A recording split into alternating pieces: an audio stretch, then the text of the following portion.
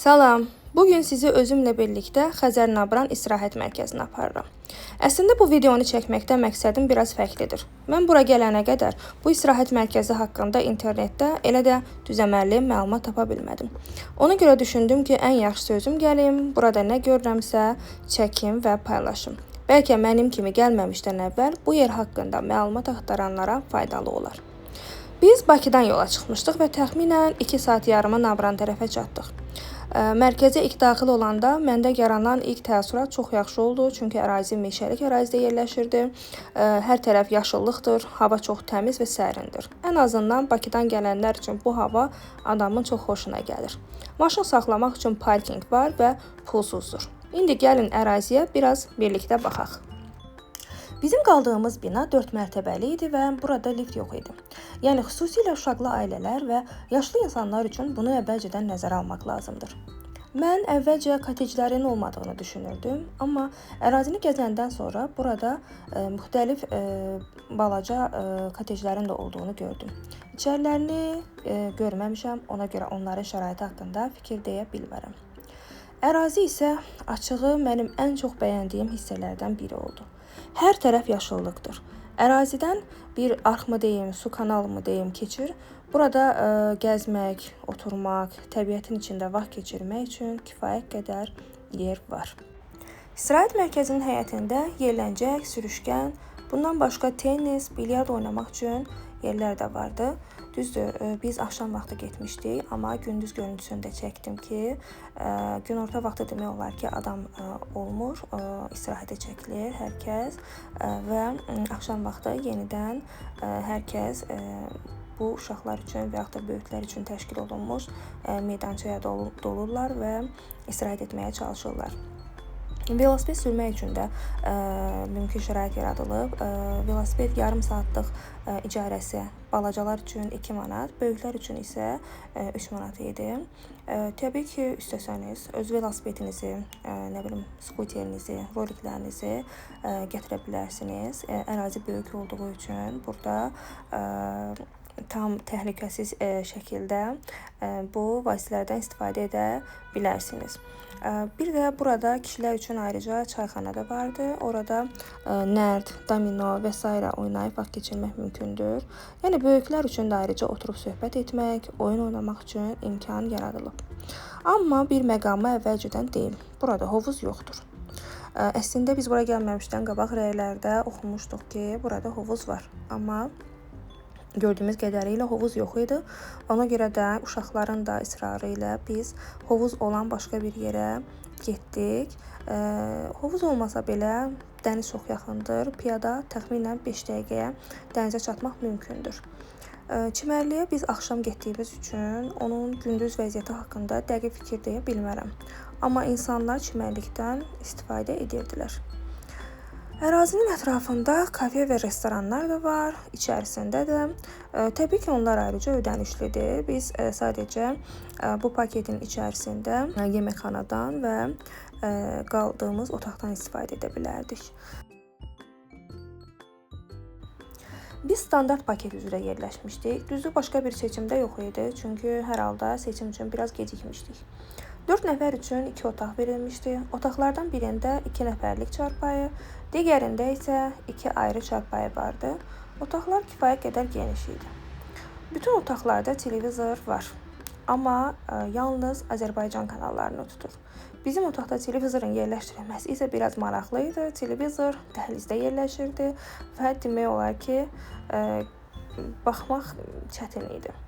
Bir vacib məsələni də deyim, binada ümumiyyətlə kondisioner yoxdur. Yəni söhbət yalnız bizim otaqdan getmir. Digər otaqlarda da kondisioner görmədim. Ona görə standart paketlə gəlməyi düşünənlər və yaxud da ki, digər paketlərlə, yəni bunu da əvvəlcədən nəzərə alsınlar. Bizim otağın eyvanı da var idi. Demək olar, bütün otaqların eyvanı vardı. Eyvanda stol və stullar qoyulmuşdu. Paltar qurutmaq üçün suşulka da var idi. Məncə, xüsusilə dənizdən qayıdandan sonra bu kifayət qədər əlverişlidir. Pəncərə meşəliyə baxırdı. Mənzərə xoş idi bizim üçün. Daimi isti və soyuq su vardı. Hamamda yalnız duru sabun və porsilen vardı. şampun, fen, diş pastası kimi şeyləri mütləq özünüzlə gətirməlisiniz. Bu arada ütü də yoxdur. Dəsmallar var idi və hər nəfər üçün ayrıca dəsmal qoyulmuşdu. Amma mənim kimi təmizliyə biraz həssas birisinizsə, yenə də öz dəsmalınızı və yaxud da ki, yataq dəstinizi yəqin ki, gətirməlisiniz. Yataq dəstləri yuyulmuşdu, amma üzərində bəzi ləkələr vardı. Bir də yatanda yataq dəstindən gələn qoxu məni biraz narahat edirdi. Bizim otaq birinci mərtəbədə olduğu üçün otaqda bir qədər nəm iyi də hiss olunurdu. Otaqda bir dar dolab vardı. İçərisində əsasən asılqanlar yerləşirdi. Yəni paltar qatlayıb qoymaq mümkün deyildi. Dəhlizdə də paltar asmaq üçün yer vardı. Dəhlizdə stol, soyuducu, televizor və dolab yerləşirdi. Stolun üzərində boşqab, stəkan və s. qoyulmuşdu. Amma mən yenə də özünüzdə şəxsi istifadə üçün yəqin ki, bir dəfəlik stəkan və boşqab gətirməyinizi məsləhət görərdim. İnternet məsələsinə gələrkən, burada 2 Wi-Fi şəbəkəsi var idi. Parolsuz idi, yəni bütün istifadəçilər üçün. Amma internetə qoşulmaq çox çətin idi. Yəni o qədər zəif idi ki, bəlkə də istifadə edənlər çox idi. Ona görə internet yalnız koridorda tuturdu. Otaqlarda və yaxud da ki, həyətdə internetə qoşulmaq böyük bir problem idi. İndi keçək mənim burada ən çox bəyəndiyim məsələlərdən birinə, yəni yeməklərə. Biz saat 5 radələrində çatdığımız üçün birbaşa axşam yeməyinə düşdük. Amma burada çox vacib bir məqam var. Yemək saatları konkretdir. Səhər 9-10, günorta 14:00, 15:00, axşam isə 19:00 və 20:00 arası yemək verilir. Və bu 1 saatlıq müddətdə yeməkxanaya getməyən gecikmiş hesab olunur və yemək yeyə bilmir. Məsələn, biz saat 5-də çatdığımız üçün ac olmamıza baxmayaraq, əlavə olaraq bizə çay, kofe, çörək və hər hansısa bir ara yemək verilmədi. Növbəti yemək saatını gözləməli olduq, yəni axşam yeməyini. Amma yeməklərin özünə söz ola bilməz.